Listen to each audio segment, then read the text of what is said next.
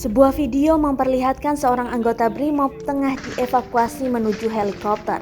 Video itu pun viral di media sosial. Dalam keterangannya diketahui bahwa video tersebut merupakan proses evakuasi seorang anggota BRIMOB bernama Barada Muhammad Kurniadi Sutio gugur dalam kontak senjata dengan kelompok kriminal bersenjata KKB Minggu 25 September 2021. Dilansir dari Kompas.com, Kurniadi gugur setelah mengalami luka tembak dalam kontak senjata yang terjadi di distrik Kiworo, Kabupaten Pegunungan Bintang, Papua, Minggu 26 September 2021, sekitar pukul 5:45 waktu Indonesia Timur. Peristiwa itu menambah daftar korban meninggal akibat KKB di Kiworo dalam 2 pekan terakhir. Seorang prajurit TNI dan tenaga kesehatan sebelumnya juga gugur menjadi korban penyerangan kelompok tersebut.